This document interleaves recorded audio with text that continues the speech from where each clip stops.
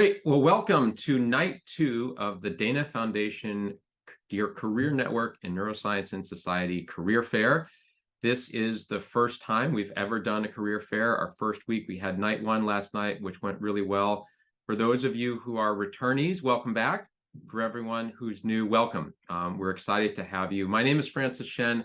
I direct the Career Network, and I'm a professor at Harvard Medical School and Harvard Law School. Focusing on the intersection of neuroscience, ethics, law, and AI. We are really excited tonight for a wonderful panel who I'll introduce in just a moment.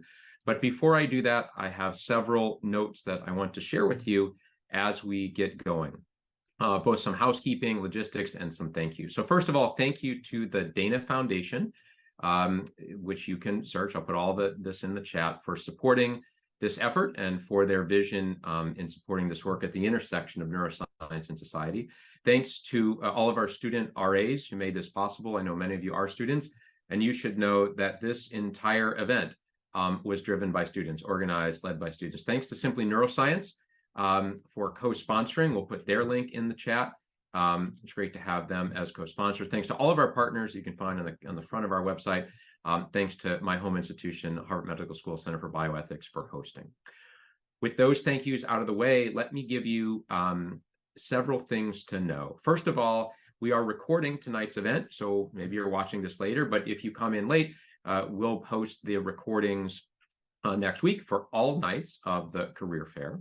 Second to know is that the chat is disabled, but the Q&A function is enabled. So if you've got questions as we go along, there'll be about 15 minutes at the end of this first hour, and we'll try and get to as many of those as we can, or I might type some answers as we go.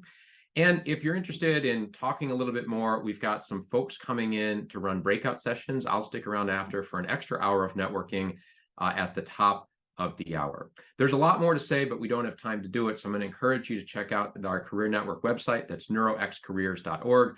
I'll put that in the chat as well. Much more information on these various fields on the website. You can sign up for the newsletter. You can check out our links to various job boards. And in the interest of jobs, if you happen to be a postdoc, we are hiring. If you like what we're doing in this Career Network and you wanted to do it full time, starting soon, you could apply. Information, again, also on the website. With all of that, I think we're going to move now into our panel. Each of our colleagues tonight is going to introduce one area of neuroscience and society. I think we'll see a number of connections amongst those areas. We're going to cover neurocriminology, neurosociology, neuropolitics, and educational neuroscience.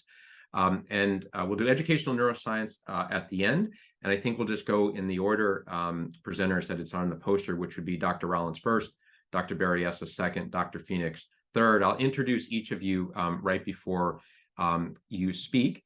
And I'll start with Dr. Rollins and the intersection of sociology and neuroscience. Dr. Oliver Rollins is a qualitative sociologist. He works on issues of race and racism in and through science and technology, and special focus on how racial identity, racialized discourses, and systemic practices of social difference influence, engage with, and are affected by the making and use of neuroscientific technologies and knowledge. He's got a wonderful book published 2021, Stanford University Press, called Conviction: The Making and Unmaking of the Violent Brain. I've had the great pleasure of working with Dr. Rollins on a variety of projects, and it's really awesome when you bring your sociological views, training and methods, which we talked about a lot, into the neuroscience sphere. But boy, yeah, the intersection of neuroscience and sociology is a new one. And thank you for introducing it to our students and to our audience tonight. And I'll turn it over to you, Dr. Rollins. Thank you for being here. Thank you, Professor Shen. So let me start just by saying I'm not really sure that what I do is neurosociology in kind of the proper way of like how we would think about neurosociology, and that is combining kind of those two fields together. What I do mostly is to actually think about the production of knowledge, and particularly thinking about the production of neuroscientific knowledge. And so I'm a sociologist by training. I originally started out in biology. As an undergrad, I moved into Pan-African studies, so I did kind of a jump away from the biological sciences into the humanities.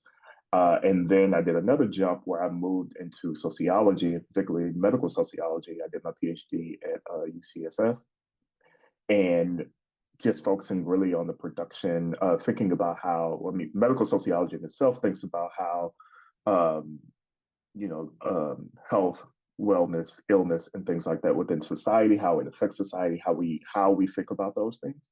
And really, what I did in my work is kind of combined to start thinking more about science and technology, and particularly around neuroscience.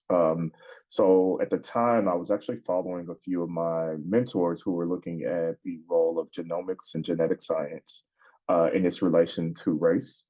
And I began to ask questions about neuroscience, and particularly like neuroimaging. I was really interested in the kind of way in which we use neuroimaging to think about behavior, which we use neuroimaging to think about cognition, and where and how questions about race and social inequality get raised in that research, and then how we actually deal with that, right? So even if we are going to use neuroimaging, then how exactly do you deal with these kind of sticky issues around race or difference, right, in your work, right? And that becomes both a way in which, as a sociologist, to kind of really think through how we construct these things, but then also thinking about this, I think, from the more neuroscience kind of perspective, how do we get these things, quote unquote, right? Or at least cause at least harm, right? Because I think we're all kind of struggling to think about like what these identities mean. And so how do you do this work without causing more harm, right? Um, so uh, I moved around a bit to kind of think about my both in my academic kind of trajectory, but I think also just location wise. I'm from Houston, Texas. My PhD was in San Francisco, as I said. Did a postdoc in Philly at UPenn. I'm now at Washington. So I've moved around kind of coast to coast, which has actually kind of been great in many ways. I think it's a career. I think that's something maybe all of us probably would share in, just kind of moving around, knowing more people is actually a great part about, I think, in academia. So in terms of my research, I I guess broadly, I would say in kind of three. I focus on kind of three different areas. So first, one would to be thinking about the relationship between, I guess, neuroscience, crime and law, which is very similar to some of the work that Professor Shin does, and also I guess some of the work that Colleen will probably talk about later with neurocriminology. So I'm in that realm, and that's really what my book was about. So my book looked at the use of how neuroscientists, neuropsychologists study antisocial behavior and violence. And I was thinking about social ethical implications of that. So in some ways, that work kind of fits into neuroethics as well, which is probably another area that probably will come up a lot. Um, and there I was really interested in kind of just thinking about, I set off in that project to figure out a way to kind of get at this notion of race, right? Thinking that these neuroscientists who are studying violence will actually kind of start to kind of ask these questions about race. What I found was that wasn't quite true, right? And so it kind of moved me into two new projects, which I think probably do fit a little bit into this realm of more of kind of a neurosociology in a way, at least in my role. So one project I'm looking at is really thinking about the role of race and racialization within neuroscience itself, and particularly in neuroscience research. And there I'm working with and thinking with neuroscientists who study implicit racial bias, right? And so I'm really thinking about there, how do we measure social variables within neuroscience research, right? Or really within scientific research, but particularly within neuroscience research. So how is it that we measure and operationalize something like race or bias or racism, right, in a way that it doesn't reinforce some of the existing kind of things? It doesn't kind of fall back into these old notions of biological notions of race. And then it also doesn't kind of push forward these kind of understandings of almost a neurobiologization of racism or behavior in that way either, right? So not to reduce it back down to the brain, but to really think about what do these biosocial interactions supposed to mean, right? If we're saying biosocial or we're saying, the brain and society, then how exactly do these things mesh, right? And I'm really interested in kind of really thinking about how do we operationalize that. And so I guess in that way, I am thinking about how do we add sociological kind of understandings into neuroscience to help push that forward. The other project that I am working on, which is more new and um, really comes out of the summer of 2020, and particularly after the murders of George Floyd and Breonna Taylor, and kind of the response that science had, right? So I was really interested in this kind of response that science and biomedicine had, and really calling out systemic racism, systemic injustices. And so with this project, I'm really looking at the way in which the relationship, I guess, between social justice and science, right? And so I'm kind of basing it off of a particular kind of I guess, a question in a way, right? Of just thinking about what is the relationship or what is the kind of possibility between science and social justice. I think there's a historical precedent in which scientists have always kind of participated in these things around social justice. And I think there's an opportunity right now to think about young neuroscientists like yourselves and how you think about your work in relation to social justice, right? And so there again, right, I think that's another kind of area where I'm tying in what I would call kind of my neurosociology in that way, where it's both a sense of thinking about so on the one hand, thinking about kind of DEI work in neuroscience, right? Just really interrogating kind of what that means in a larger sense, but then also thinking about the relationship between not just science that happens in the lab, but kind of science outside. So thinking about publications, thinking about funding, right? All of these other what we may call social worlds within sociology and how they fit together, right? So it's almost this kind of social mapping that goes along. So it's not just the work that happens in the lab in this project, it's actually to think about the neuroscience social world in a sense, right? And then really think about then how do you add these, how do you bring in the sociological kind of understanding into that role? I think as I'm running out of time and I'm like looking through my notes, what else I want to add. I guess the other thing just to add, just thinking about like how I kind of talked a little bit about how I got into this work and then also thinking about the work that I'm doing. And I guess the other part is just kind of the the the role, I guess the thing that I'm thinking about a little bit here is kind of one of the big things that I have tried to do is actually work a lot with neuroscience in my work, but then also like working with Professor Shin, also working with folks who are kind of adjacent to this field as well, right? And I think this has actually been very helpful, both in the sense of me learning neuroscience. So actually, when I did my dissertation, I took neuroscience classes. I did things like that to really learn neuroscience because I was trained as a sociologist.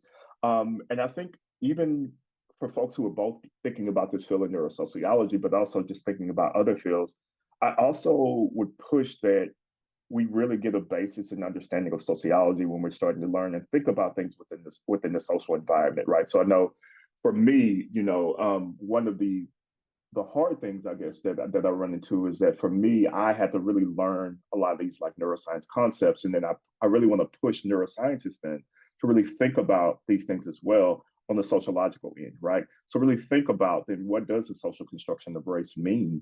And then what does that mean for my work, right? To really think about what is social power, to really think about what are social institutions, particularly when we're studying things within the social, right? If you're studying social behavior, if you're studying cognition, right? If you're studying implicit racial bias, right? How do you bring into your work all of these other fields, right? And so I think that's something that may go across any of these kind of neuro subfields, right? So like if you're thinking about, the humanities or the social sciences or whatever it may be, to really get a grounding in that field as well as your neuroscience. I think I'm gonna stop there, Francis. I'm not sure how much time I have. That's great. Thanks so much. And I'm sure there'll be some questions that we can talk about afterwards. So it's a nice transition from the discussion of neuroscience and sociology into one of the areas that probably is the most exciting, most controversial, most engaging, and that's neurocriminology, the intersection of neuroscience with criminal justice, criminal injustice, criminal law. And one of the emerging leaders in that field is with us tonight, Dr. Colleen Berryessa, who joined the faculty at Rutgers School of Criminal Justice in 2018. Her research using both qualitative and quantitative methods looks at how psychological processes, perceptions, attitudes, and social context affect the criminal justice system, with a real emphasis on courts, sentencing, and punishment. She holds a PhD in criminology and also undergraduate studies in government, mind, brain, and behavior, and research fellowship along the way. She has co-authored sort of these leading chapters on neurocriminology in the various handbooks. You've got the links for more information. Nobody better than to tell us both about the field and how to get involved in it. Thank you, Dr. Berryessa, and turn it over to you. Great. Thank you so much for having me. I I'm excited to talk to everybody today. I've done iterations of this kind of not only in neuroscience related things, but kind of generally talking to undergraduates about kind of research careers and trajectories and stuff. So this is always a real pleasure for me. And also it is, I would say, a good way to show how people who look like they know what they're doing actually didn't know what they wanted to do for a long period of time. So you should hopefully find that comforting. But I'm just going to start by giving a little bit of a description of what neurocriminology is, since it is a bit of a broad field in the sense that it kind of it fits between two spectrums. So neurocriminology is the kind of application of neuroscientific knowledge, methods, and kind of all things neuroscience to criminology, criminal justice, and the study of crime. And neurocriminology usually falls within two spheres. So in one case is very much primary kind of neuroscientific or neuropsychological research, where you have people who are applying neuroscience methods and neuropsychological methods to studying offenders, types of offending. And there are, some big names in the field that have really focused on using these primary neuroscience methods. My graduate advisor, Adrian Raine, who is at the University of Pennsylvania, is one of those people. And he has made his career, brain scanning psychopaths and doing some really interesting stuff. And so, those people obviously are answering questions about crime in kind of a specific way and using neuroscience methods to do that. And then you have the other side of the spectrum, which is where I lie and where my research is, that is basically the social science application and the study of criminal justice and kind of combining that with neuroscience and neuroscientific knowledge. So I'm really interested in studying how people in the criminal justice system, as well as people in the lay public, think about neuroscientific information and genetic information and either include it or synthesize it in their discretion and decision-making in the criminal justice system, or how it might map on to how they think the criminal justice system should work, the types of policies they may support, a lot of things related to kind of how the public thinks about criminal justice system as legitimate or as kind of serving the appropriate purposes, particularly in punishment. So most of my work is related to sentencing and punishment and how people think about different types of phenomenon in sentencing. So I don't just do neuroscience work in that, but a lot of it has to do with, again, people thinking about the kind of biological origins or influences to behavior and how that might be something that should be especially considered or not considered at all in decision making.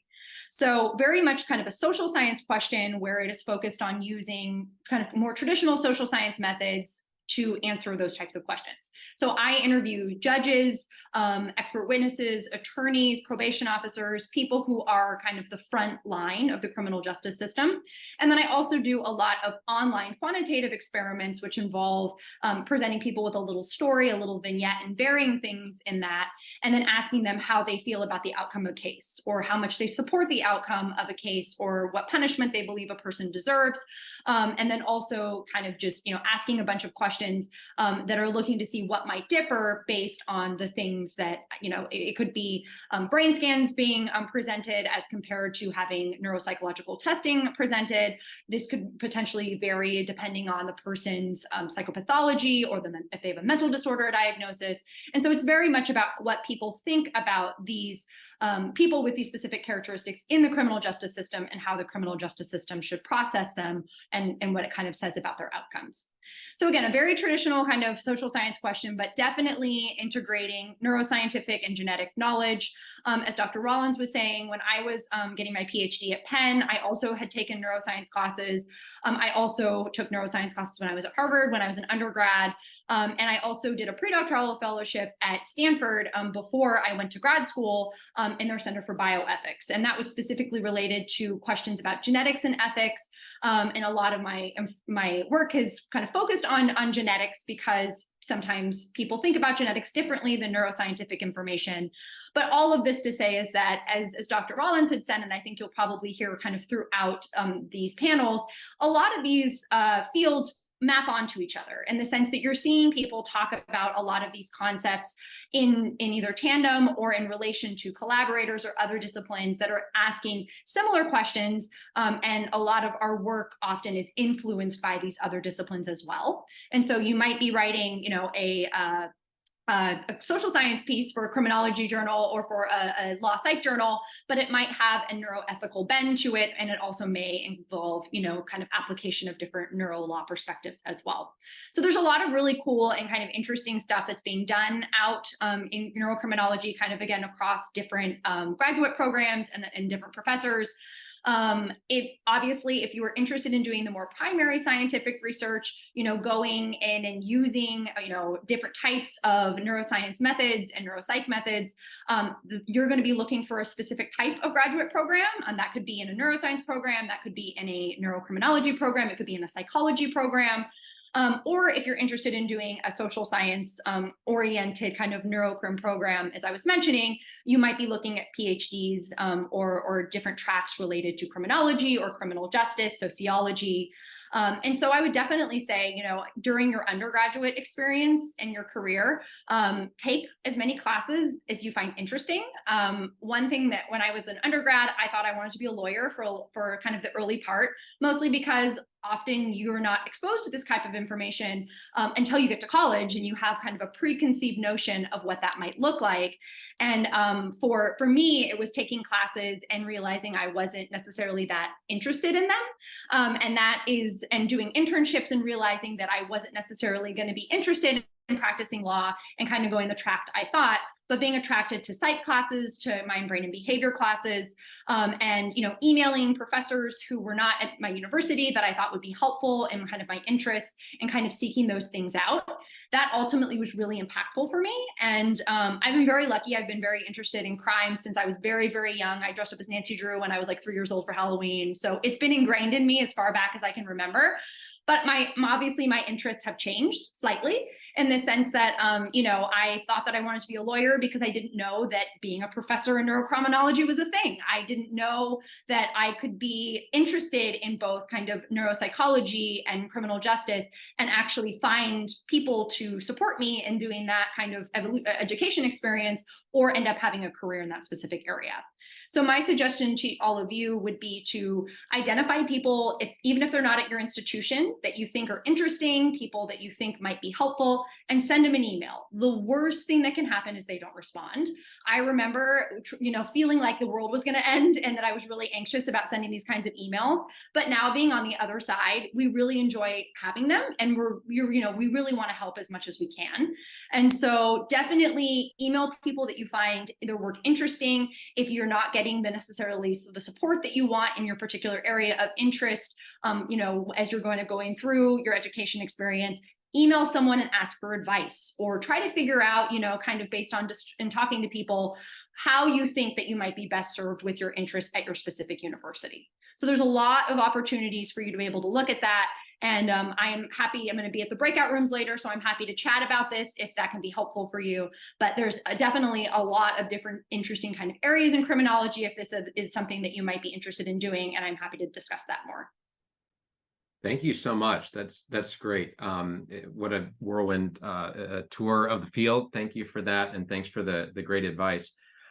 We'll turn next to neuropolitics with Dr. Davin Phoenix. I'm really interested in this, Dr. Phoenix. We haven't really had a chance to talk a lot. I'm a card-carrying political scientist by training and used to write on urban education, and I kind of knew where the field was 10 years ago, but I don't know now, and I'm really excited to have you give us an update.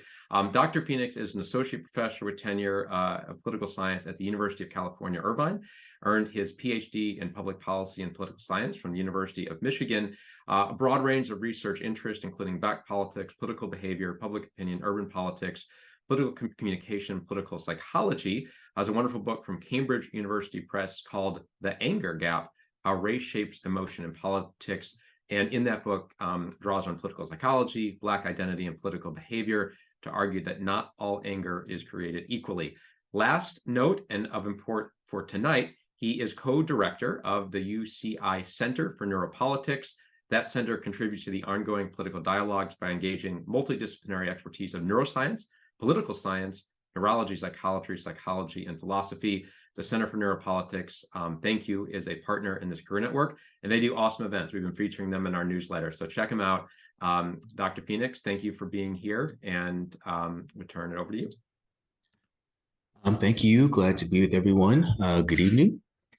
So it's funny, Professor Shan, and I'm glad we get to connect here because I do have some familiarity with your work.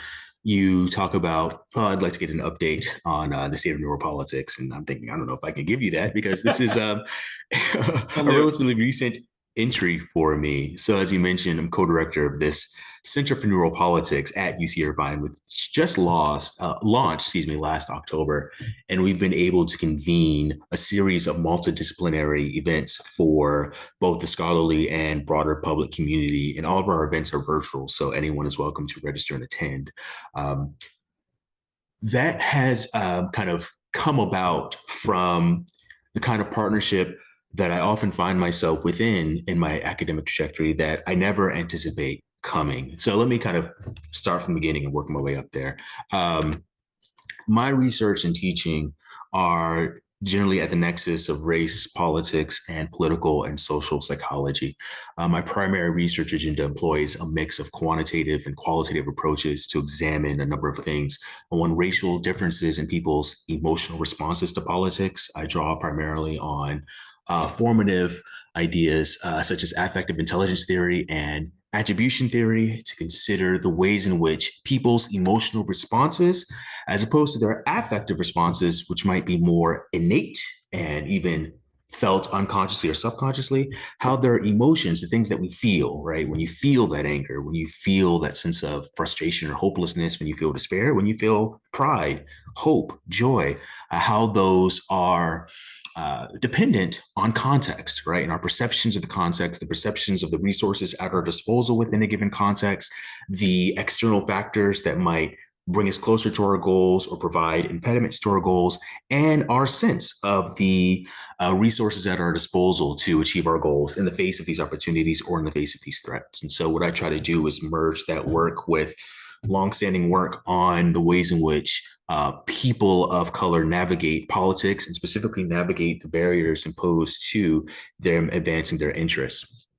So I'm curious both in thinking about how the context of race and racism might have distinct impacts on how people feel their way through politics.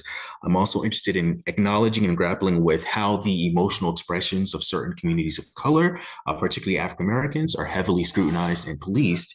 And I'm also seeking to uncover the racially distinct ways that different emotions that people express about politics inform the political actions that they pursue to advance their interests.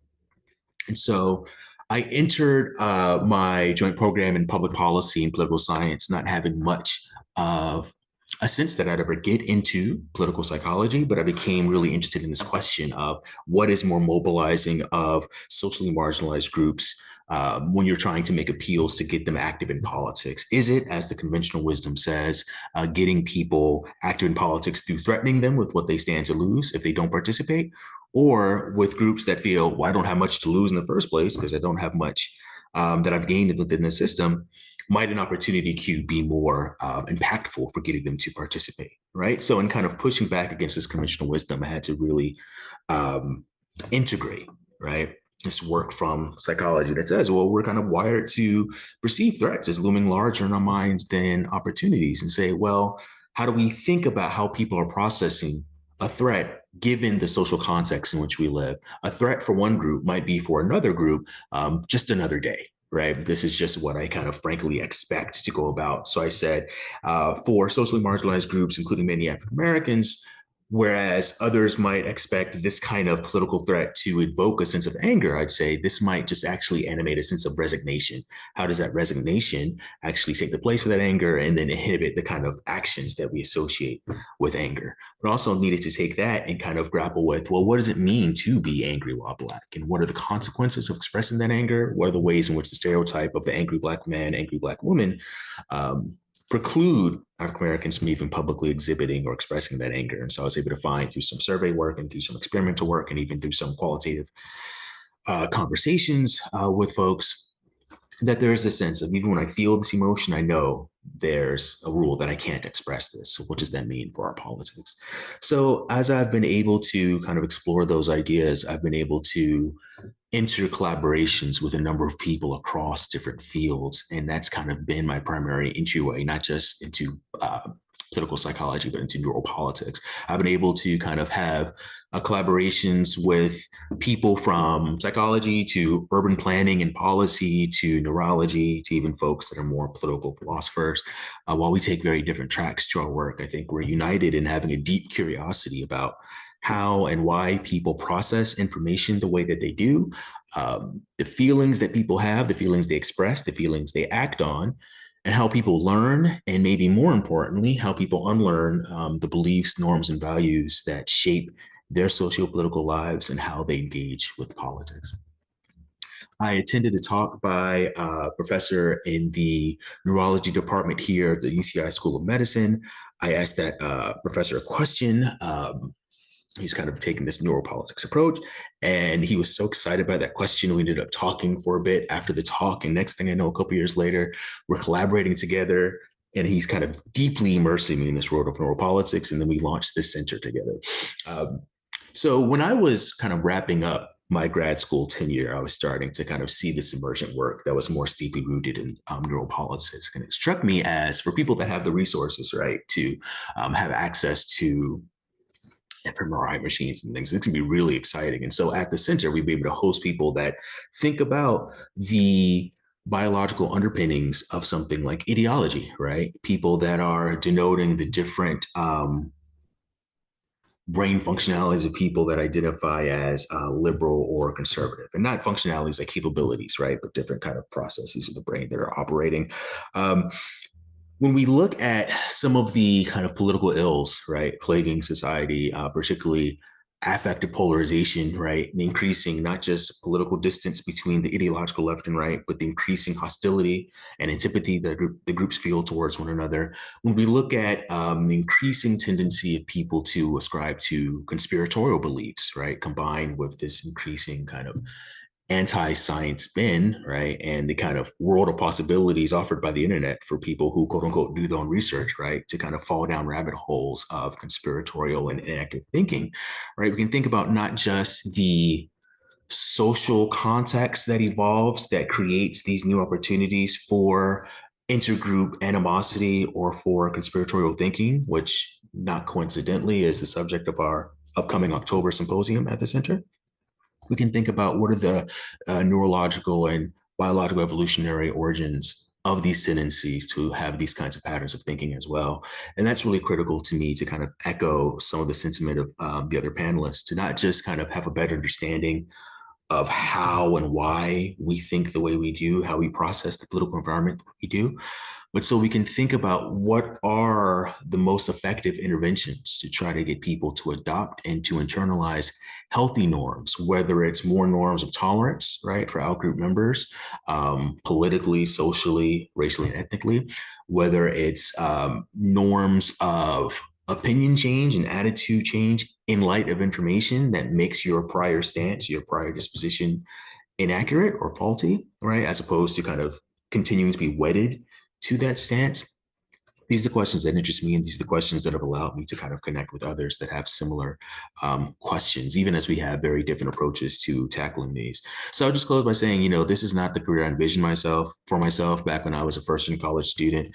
I had really no idea what I was going to do next. I just had an appetite for talking politics and vague ambitions of being connected to government in some way or some form or fashion as a quote unquote grown up.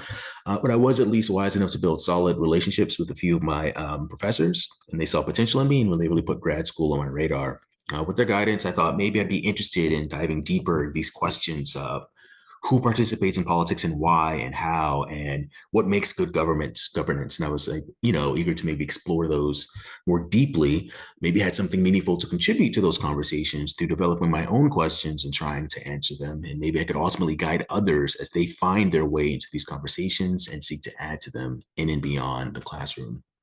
So those relationships really set me on the path to the joint PhD program at the University of Michigan. And I learned there, often the hard way, that building solid relationships would be just as crucial to my success as my own abilities. Relationships with faculty, students, and staff are really critical, where they're helping me learn the often unstated rules of the game to stay afloat, helping me formulate a long-range plan to develop my research agenda, and helping me implement a strategy to kind of stick to that plan. or just kicking ideas around with me as a way to help me translate my general curiosities into concrete research questions and to sharpen and refine the approach I took to answering those questions. That's really helped me find success in this path. You know, you'll have to expend a ton of mental energy to see this path to fruition, but equally as important as your intellectual acumen is, I would say, your persistence, your willingness to learn from mistakes, and your capacity to build collaborative relationships with the people that can help you navigate these new worlds. So thanks, and look forward to your questions. Thank you so much. That's great. And I would echo the themes we've had here before. If you had asked me to list 1,000 things right when I graduated college that I would do, neuroscience and law would not be on that list. Probably if you had 10,000 wouldn't be on that list either. And it was a small conversation, just like you mentioned, that changed everything for me. We are really excited, and I think Dr. Imordino Yang, you're now on, right? Can you hear us? Yes. Okay, great. So I'm going to spotlight you and introduce you. Thanks so much for being here. I should say all of our panelists, so everyone knows, they are doing this out of the kindness of their hearts. They're volunteering their time, and I really appreciate it. Our students appreciate it. Dr. Imordino Yang is like in between meetings and everywhere, and I'm so grateful that you're here. So let me just say a few words of introduction. I know we have a lot of our crew here on the call that are interested in the intersection of education and neuroscience, and we're gonna have 2 breakout rooms on this, and we'll hear from you now. Dr. Mary Helen Imordino Yang is the Fahmi Indana Atallah Chair in Humanistic Psychology, the Director of the USC Center for Effective Neuroscience Development, Learning, and Education, that's CANDLE, and a Professor of Education, Psychology, and Neuroscience, also a member of the Brain and Creativity Institute, all at the Rossier School of Education at the University of Southern California. She studies the psychological and neurobiological bases of social emotion, self-awareness, and culture, and their implications for education, learning, development in schools. She is the past president of sort of the leading educational neuroscience group, the International Mind, Brain, and Education Society, has won many awards, and is an editor on, again, the leading mind, brain, education journal. So really, I think you've got a wealth of knowledge. Thanks for sharing that with us, both about the field and how interested students might be able to get into it. Turn the floor over to you. Yeah, thank you so much, Francis. It's really great to be here. Some of the talks that I've heard so far are just so interesting. Can you hear me okay? Am I loud enough? Yeah, you're great. We can totally hear you. Okay, great. Well, so I'll just jump straight in. A little bit about what I do, but why do I do it and how did I get to it? So I guess I'll go way back, right, and start kind of at the beginning, which is kind of, I think, where my scholarship really starts from. And for a lot of people it does, but we don't talk about it that way. So, as a kid, I just always felt like I didn't really fit well in school. I mean, I couldn't have articulated it well, but I wasn't inspired by what was going on there. And I was doing all kinds of things outside of school that really did have my attention and that I was really working very hard on. So fast forward to, undergrad and graduate studies. I mean, in undergrad, I think I was super interested in trying to understand this core question of how people build knowledge together and what it really means to be a human and how culture and language shape our mind. And so I sort of took that as my core question and kind of set out on the world. I didn't know you should study psychology if you're interested in those questions. So instead, I majored in French literature and learned Kiswahili and Russian and did a whole lot of different sciences and went all over the world living with people and trying to understand how they made meaning of the worlds around them.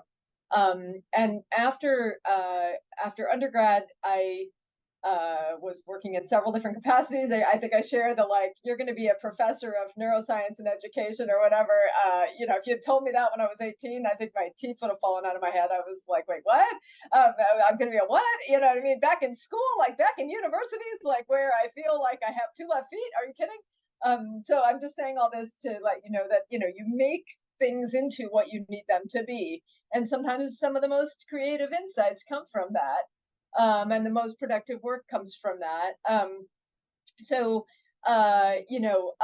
was working as a carpenter, building things with people, trying to learn how people shared knowledge, building boats in all kinds of remote regions around world, doing all kinds of things. Anyway, long story short, I cut my hand and I needed to sort of stay put and work uh, on something that didn't involve my hands and for a while, and I didn't know what to do with myself. So I thought, I have this whole science background from, an Ivy League school with like a year of biology and a year of astronomy and a year of physics and a year of, human anthropology and developmental psychology and all these things. I should go teach science in a school that could make good use of me for a couple of years.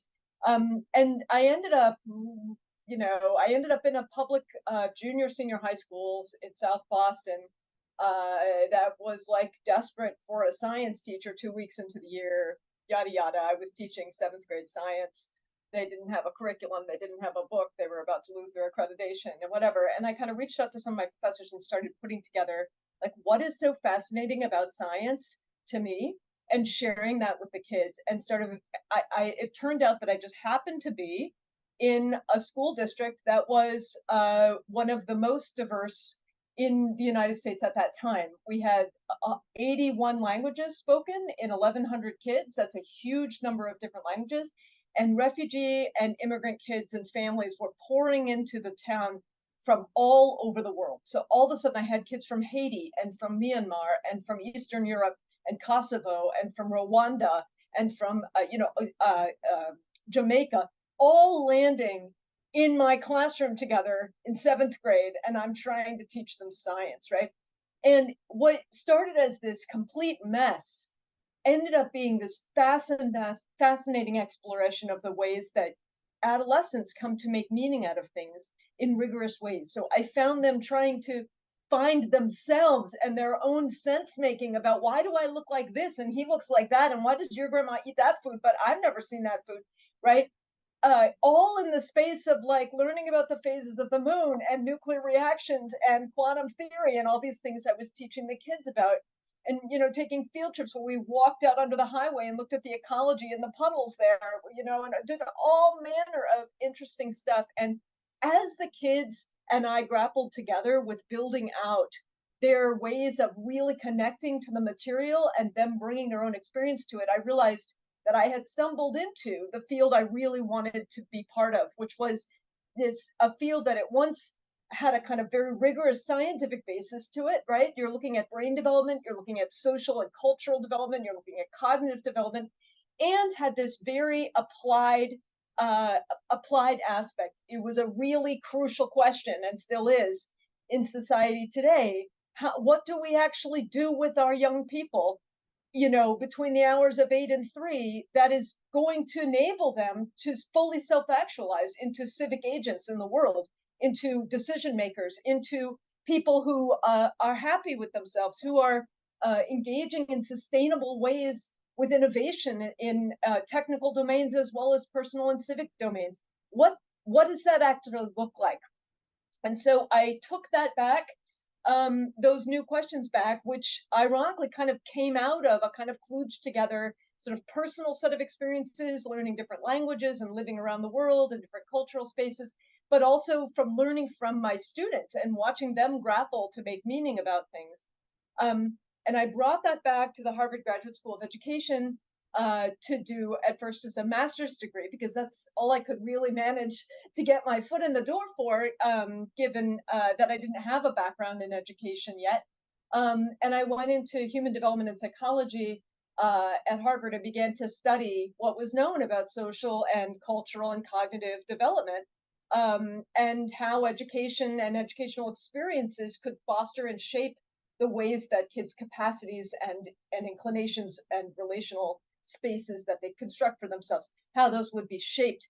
And I quickly hit a point where I realized like I need to know much more than is actually known right now.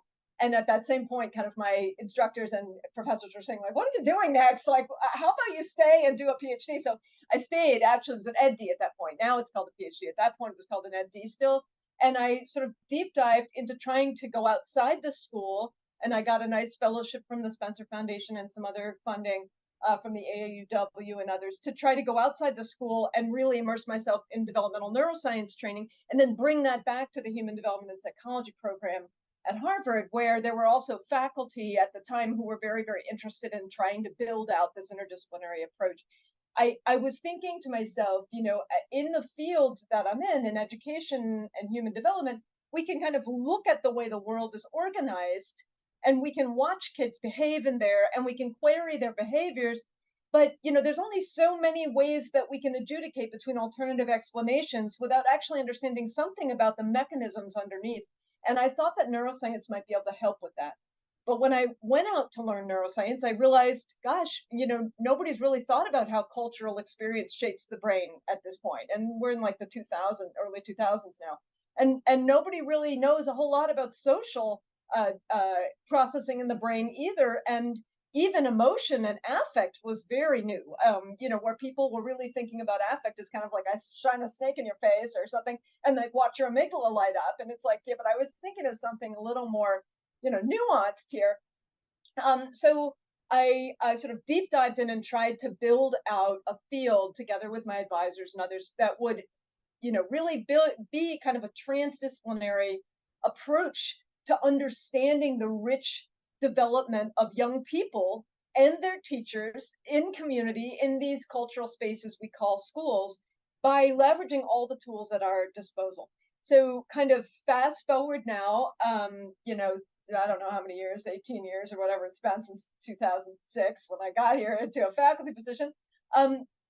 I've been deeply engaged with trying to bring together the tools from human development psychology, things that are not at all on the radar of neuroscientists usually, like quantitative and qualitative interview methods, trying to understand how people make meaning in open-ended interviews of complex social information, for example, trying to understand how people understand the things they've witnessed and the ways that they construct feelings and emotions about those. You heard about that in Devin's talk last, right? The affect, the emotions, the ways you make decisions and come to understand and narratize the things that you've witnessed in the world.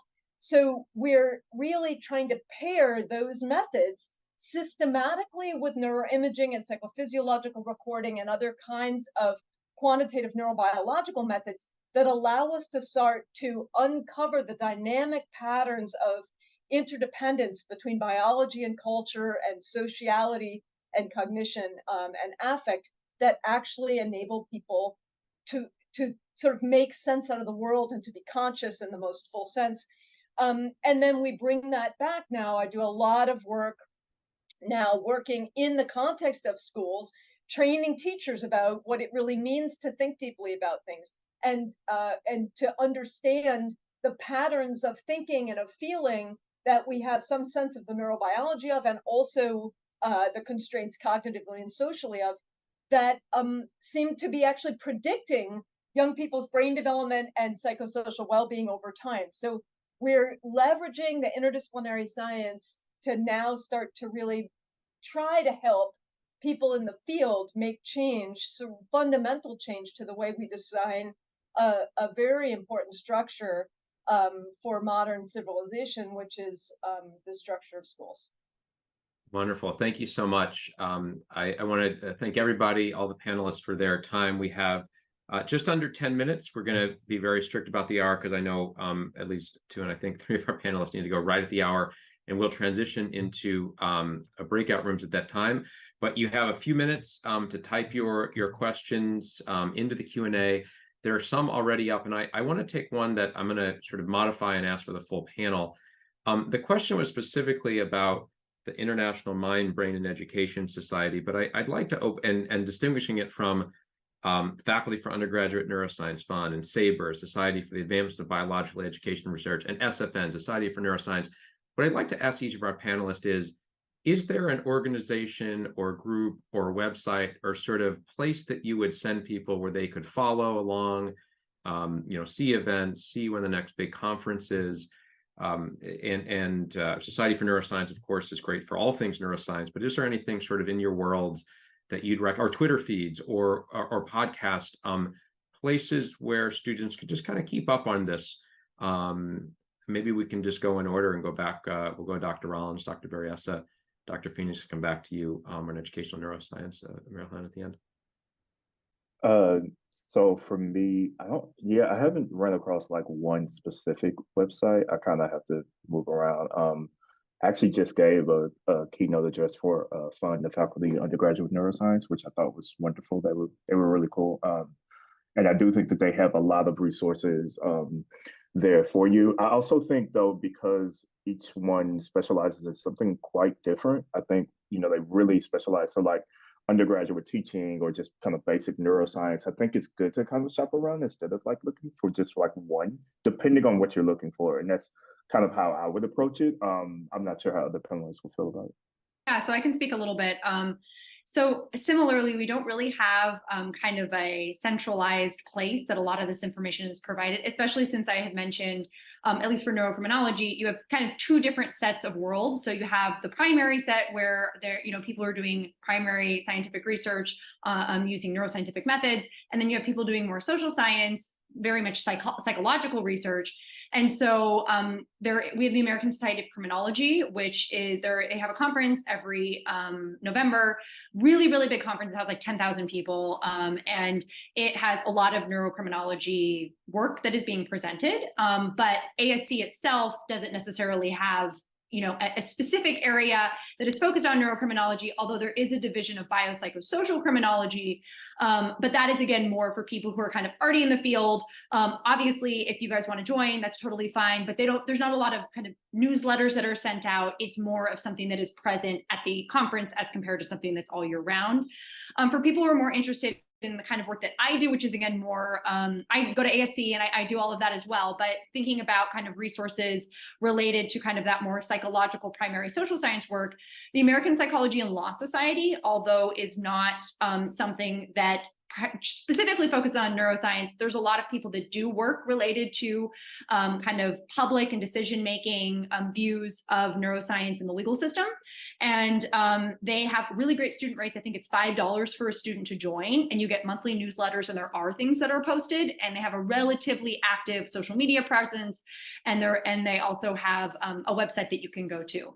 So again, it's not going to give you all the neuroscience 100% of the time, but it is going to give you snapshots of things, which I think is helpful, and it'll allow you to kind of be in both worlds. But I think you'll probably see, if you come to many of these, we continue to struggle on figuring out a centralized way of discussing a lot of these things, because I think a lot of us feel like we're kind of spread across multiple disciplines, which make things a little difficult. Yeah, I'll just for anyone interested in kind of the neuropolitics side, so UCI Center for Neuropolitics, which Francis put the link to the webpage up, and that's a great resource for anyone to see kind of some of the emergent work that's coming about, kind of join that larger community, folks, interdisciplinarity. I don't think I said that word correctly. There's also the International Society of Political Psychology, which is more of a focus on people that are currently kind of professors or graduate students. But there's a mailing list you can sign up for, and there's an annual conference, and again, another chance to see emergent work. And then the American Political Science Association has a political psychology section, which I think also is a community of folks that want to identify as that also have a mailing list and newsletters. So you can just kind of keep abreast of what's going on within that world of political psych and neuropolitics. Thank you. And back to where we started, educational neuroscience. That was the genesis of the question. I also know, some are probably confusing for students. The field even goes by different names a little bit, right? In some of the journals, mind brain education, educational neuroscience, neuroeducation. But are there some places? Really. Yeah. Where would you send students? Which of those groups are? I would first tell you to put on your very critical lens glasses and then go look around. But I think the International Mind Brain Education Society is a really, really nice place that has a lot of supports for entering level scholars in the discipline. The Society for Research in Child Development also has a big initiative right now on interdisciplinary approaches to child development, which isn't specifically about education, but education scholars are there, and it's very relevant. The AERA, the American Educational Research Association, which of course is like the education counterpart of the SFN. They have a SIG, a special interest group in neuroscience and education, but there's not a lot of research going on there. It's more about talking about what's happening, which can also be useful. In Europe, there's the EARLI, EARLI, I'm not exactly sure what it stands for. And there's also the Nature Learning Sciences Journal has a really nice website where they post interviews with researchers who do research that's relevant to learning and development in the brain, which of course oftentimes has educational relevance, and you can go look at those interviews and see the précis of people's relevant studies. So that's another place you could look. Yeah, there's a lot. If you're really interested, reach out to me and I can point you to more specifically to the places I think you would find most useful for your interests.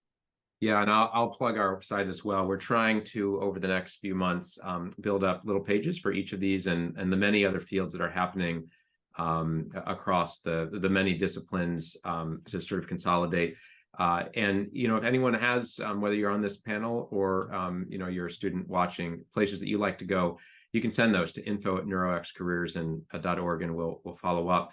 So I wish we had more time, but we don't. I want to be mindful of our panelist time and also that we have an additional awesome group of people popping in for breakout rooms. So what I'm going to do is ask everyone to save their questions for the breakouts. I want to do three things. First, remind everyone, this is day 2 of 4. We wish we could have done one massive, all the NeuroX fields, but it just wasn't possible. And so we're spreading it out over 4 nights. What I said last night, I'll say again, if you're a frequent flyer, you come all 4 nights, we're going to do something for you. I don't know what, but we're tracking it. So maybe come all 4 nights. Tomorrow night is Wednesday, and we do neuroscience and humanities, neurophilosophy, neuroliterature, neuroanthropology. There's going to be a breakout room with a colleague who's in industry and does neuroscience and storytelling. Then Thursday, neurolaw, neuroethics, neuroscience, and public policy, with all sorts of breakout rooms after. So there's a lot more to come later in the week and more to come now. So as our panelists roll off, Dr. Berryessa will stick around. There'll be a breakout room in neurocriminology. And let me just introduce briefly our other breakout room leaders. They will be in educational neuroscience, and I think people will be putting on their videos here. Dr. Firat Sorlu, thank you for being here, Associate Professor of Educational Psychology and Neuroscience in the Department of Educational Studies at the University of Alabama, and the program coordinator for the really innovative educational neuroscience undergraduate degree. He also brings an international perspective as a native of Turkey, BS in computer science, and PhD in instructional systems technology and cognitive sciences from IU Bloomington. So we'll go to those breakout rooms, his breakout room in a second. If you want to start at your own club, Craig McFarland, part of our research assistant team here, is a senior at Harvard College, did that, started one of the neuroethics groups, ethics groups on campus, and can talk with you about that.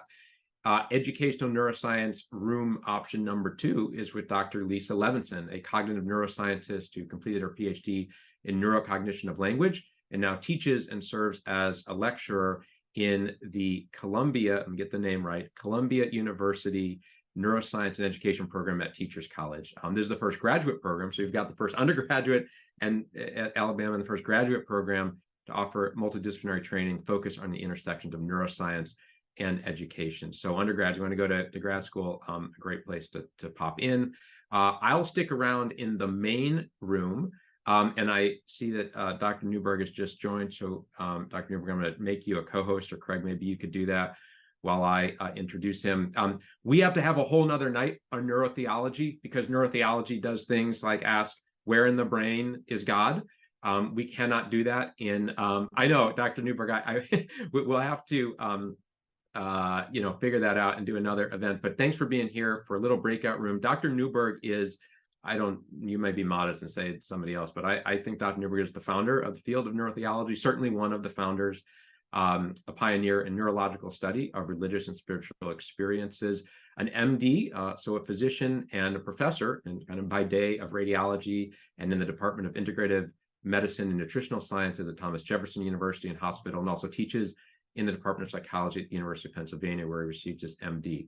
So we've got neurotheology, we've got 2 on educational neuroscience, we've got neurocriminology. I'll stick in the main room to direct traffic and talk about neurolaw, neuroethics, anything else. And if that weren't enough, one last one where we've just added two more.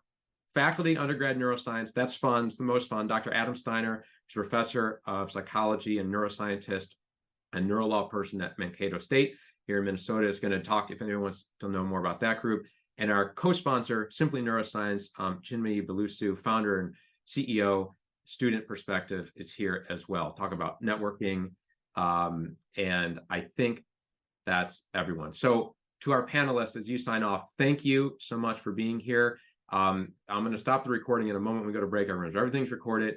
We'll follow up with you. For our breakout room folks, maybe just before we go, if you want to say like the 60-second version of anything while we've got the whole group here, we'll do that. And then I'll open up the breakout rooms and we'll go off. So bye, panelists. Hello, breakout room leaders. Thanks to everybody. So anybody who's running a breakout room, I don't know, Dr. Newberg, do you want to say anything? I like I said, I know we Sure. need like a full day or more, but we didn't have a chance to talk about neurotheology yet. I can explain everything you want to know about God and religion in 15 seconds. Especially as it pertains to the brain. As you mentioned briefly, that has been a lot of my research has been neuroimaging, and we have looked at all kinds of very traditional things like neurological conditions and psychiatric conditions. But my claim to fame, so to speak, has been the study of religious and spiritual phenomena, different experiences, practices, and thinking about it from the very esoteric to the very practical. And there's a lot to be said about, understanding this in the context of the patients that we take care of. And that's part of what we talk about in integrative medicine, which not only handles aspects of spirituality, but the social, psychological, and obviously the biological parts of health. So happy to talk to anyone who wants to hear about all of those things, and I'll be looking forward to it. Wonderful. And I may be popping in. So we have two folks who direct programs. Maybe Dr. Soiliu, if you want to go first and just say hi and talk about your program very briefly, and then people can join the breakout room for more, and then we'll go to Dr. Levinson for the graduate program. Sure, yeah, thanks for the opportunity. This is a wonderful event. So we have an educational neuroscience undergraduate major at the University of Alabama. We started enrolling students in 2020, and the program is unique. It's the first of its kind. It is, to some extent, a continuum of our existing PhD concentration in educational neuroscience. Most of our major courses are in the third and fourth year.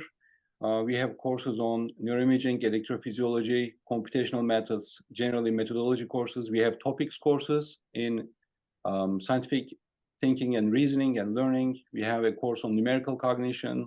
We have another course on reading, language, and development. So we try to have this focus both on topics and methodology. We have also research practicum courses where students get hands-on research experiences in addition to volunteering in labs. So I guess that's the kind Great. of yeah, thank you. And of course, also an expert in your research in educational neuroscience, so questions are game there too. Dr. Levinson, you're going to say just a word about your program? And so the Neuroscience and Education program at Teachers College, Columbia University is actually housed in a graduate school of education, Teachers College. And the program began about 20 years ago. No, I lie. In 1967, by a woman by the name of Anne Gentile.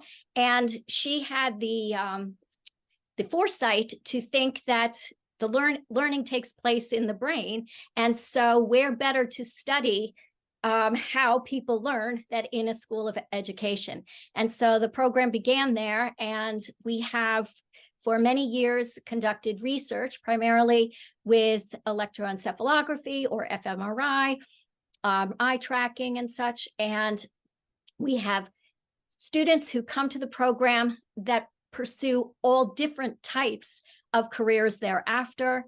And I can't say that this is a career, as you can see by all of the panelists, this isn't a career that you generally pick early on in your academic career and then track through like medical school.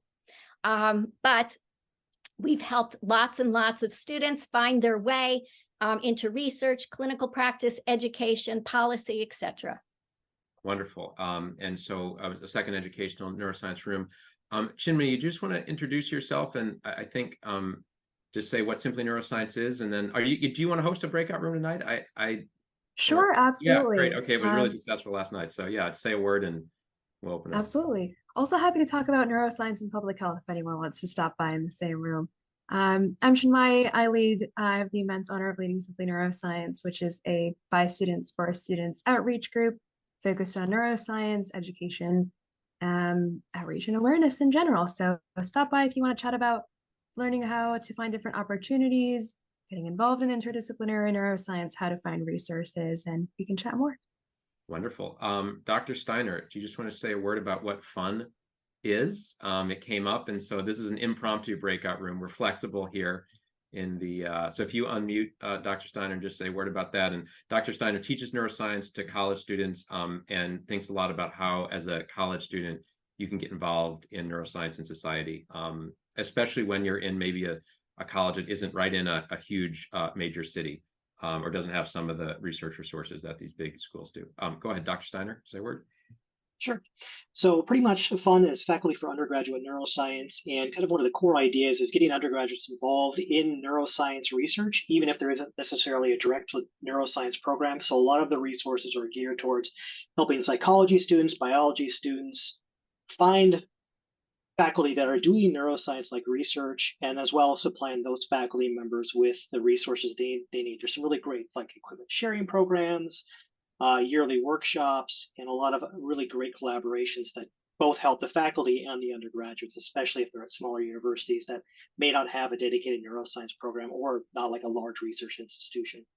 Yeah, we should have named your breakout room "How to Build an EEG Headset Without Any Money," which you've also done successfully. But it's a really big challenge. And then finally, last but certainly not least, hi, Craig. Thanks for all your help on this. Craig McFarland, Harvard College senior research assistant on this project. You just want to say a word about what you guys might talk about? This is about student groups on campus because all these fields are new. So it's not like, Model UN that's been around forever. These are new areas. Craig, you just want to unmute and say a word about what you guys might talk about? Yes. Hello, everyone. Thank you for coming to this. So excited to see everyone here. So my name is Craig McFarland. I serve as president of the Harvard Undergraduate Ethics Society. I just instituted the neuroethics branch as well. I started this organization my freshman year and have really seen it grow since then. So I'm really excited to talk to anyone about starting their own neuroethics or neuroscience related organization, how you can really grow it, and how you can really use sources like this in order to help it grow to something even better. Wonderful.